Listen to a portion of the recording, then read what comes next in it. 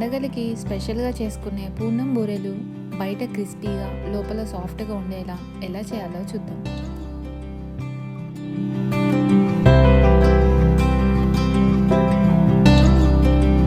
Please do subscribe and click on the bell icon for latest videos from cooking list.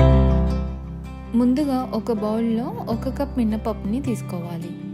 మినపప్పుని వాటర్తో శుభ్రంగా wash చేసుకొని అందులో పప్పు మునిగేదాకా నీళ్లు పోసుకొని కనీసం 4 గంటల పాటు నానబెట్టుకోవాలి. ఇంకొక బౌల్లో 1 కప్ మినపప్పుకి 1.5 కప్పు బియ్యం తీసుకోవాలి. రైస్ని వాటర్తో వాష్ చేసుకొని నీళ్లు పోసి 4 గంటల పాటు నానబెట్టుకోవాలి. ఇంకో బౌల్లో 1 కప్ పచ్చి శనగపప్పుని తీసుకొని వాటర్తో వాష్ చేసుకొని పప్పు మునిగేదాకా నీళ్లు పోసి 1 గంట పాటు నానబెట్టుకోవాలి.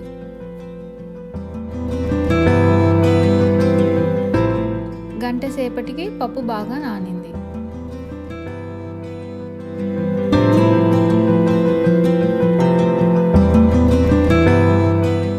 ఇప్పుడు ఈ పప్పుని కుక్కర్ బౌల్లో వేసుకోవాలి.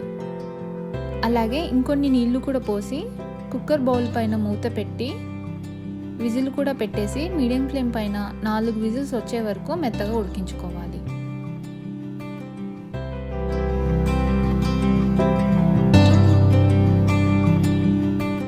ఆ తర్వాత స్టవ్ ఆఫ్ చేసి కుక్కర్లో ప్రెషర్ అంతా పోయాక మూత తీసి పప్పుని నీళ్లు లేకుండా వడకట్టుకోవాలి.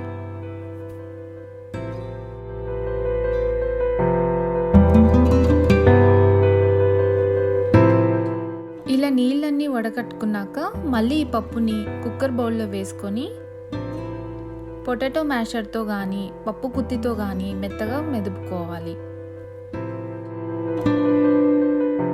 పప్పు మిక్సీలో వేసి కూడా గ్రైండ్ చేసుకోవచ్చు. నాకు ఇక్కడ 5 మినిట్స్లో పప్పు ఇలా మెత్తగా పేస్ట్ లాగా అయిపోయింది. ఇప్పుడు ఒక స్పూన్ లేదా గరిటెతో గిన్నె అంచుల నుంచి కలుపుకోవాలి. చూసారు కదా, ఇలా ముద్దగా అవ్వాలి పప్పు. ఇప్పుడు ఇందులో 1 కప్పు తురిమిన బెల్లంని వేసుకోవాలి. ఆ తర్వాత కుక్కర్ గిన్నెని స్టవ్ పైన పెట్టి మీడియం ఫ్లేమ్లో బెల్లం కరిగేదాకా కలుపుకుంటూ ఉండాలి. ఇందులో 1 టేబుల్ స్పూన్ నెయ్యి అలాగే 1/2 టీ స్పూన్ యాలకుల పొడి వేసి మొత్తం అంతా కలిసేలాగా బాగా కలుపుకోవాలి. బెల్లం కరగకుండా అలాగే ముక్కలుగా ఉంటే గరిటెతో మ్యాష్ చేస్తూ బాగా కలుపుకోవాలి. కాసేపటికి బెల్లం పప్పు అంతా బాగా కలిసిపోయి ఇలా ముద్దలాగా అవుతుంది. ఇప్పుడు స్టవ్ ఆఫ్ చేసి పక్కన పెట్టుకోవాలి. ముందుగా నానబెట్టుకున్న మినపప్పుని నీళ్లు లేకుండా మిక్సీ జార్లో వేసుకొని మెత్తగా మిక్సీ పట్టుకోవాలి.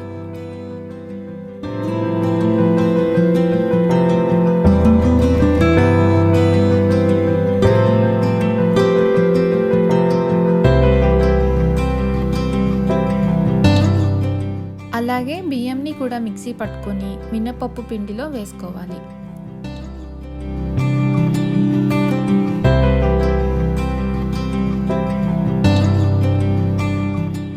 ఇప్పుడు ఇవి రెండు కలిసేలాగా బాగా మిక్స్ చేసుకోవాలి.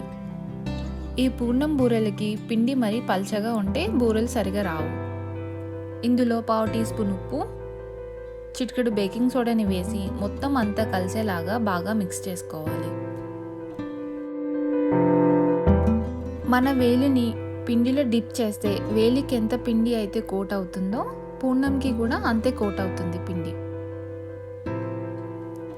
ఇప్పుడు పప్పు బెల్లం మిశ్రమాన్ని చేతికి కొద్దిగా నెయ్యి రాసుకొని చిన్న రౌండ్ బాల్స్ లాగా చేసుకోవాలి.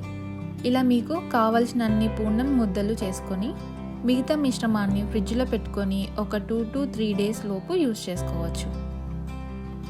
స్టవ్ పైన డీప్ ఫ్రై కోసం ఆయిల్ని వేడి చేసుకోవాలి.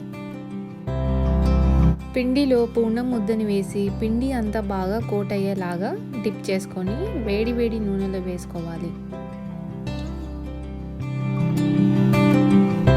అలాగే మిగతా పూర్ణాలన్నీ కూడా వేసుకోవాలి.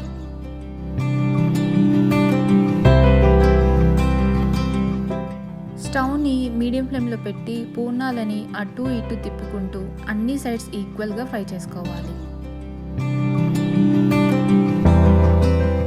పూర్ణాలు మరి డార్క్ బ్రౌన్లోకి కాకుండా గోల్డెన్ కలర్లోకి వచ్చేదాకా ఫ్రై చేసుకోవాలి.